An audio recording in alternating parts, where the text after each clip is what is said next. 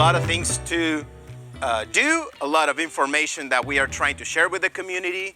Everything from pollinators and bees to keeping Charlotte beautiful. And I think all the folks that are here today is because, in a way, one way or another, you care about nature. So pollinators are really important to the overall ecosystem. They pollinate flowers, but not just the ones that are in your yard.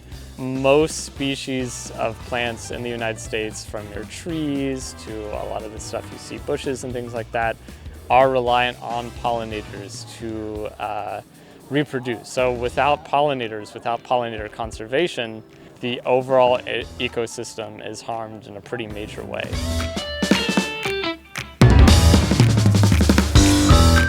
I've only been in the arborist group for about almost 2 years, and so within that group we're really trying to kind of do more outreach and education, and so we're trying to build a program around pollinators and conservation.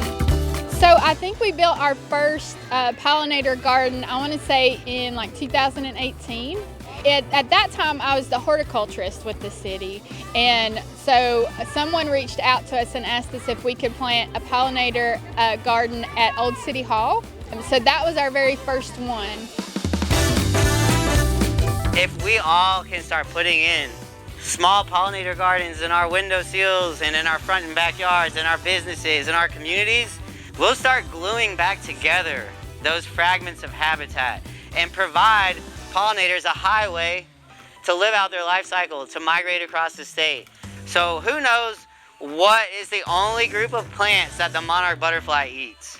Milkweed, yes, and the city of Charlotte is giving away some milkweed seedlings, but they also need nectar. So come by the Charlotte Wildlife Stewards tent and pick up your pack of Butterfly Highway seed mix for free. This provides milkweed and also the nectar plants that the monarch butterflies need to fuel their migration south. Personally, I just think it's amazing how they do this migration from Canada down through the United States all the way to Mexico every year. It's like a poster child pollinator. It's like a great introduction into pollinator conservation because of that migration story. The other really cool thing I feel is that when they do get to Mexico, when they overwinter there, they go to a very specific tree that they overwinter in Mexico. And you don't always think about that when you think about pollinator habitat, is how important the trees are as well. So I don't think a lot of people realize that they go through North Carolina on their way to Mexico and vice versa. So this monarch celebration is part of hundreds of monarch celebrations that are happening across the United States around this time of year.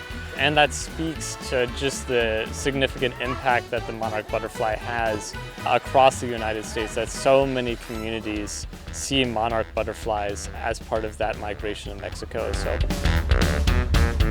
thank you again for coming out here. I hope you have a great rest of your day. Enjoy all the festivities, and we would like to hear from you. What is it that you did after this event?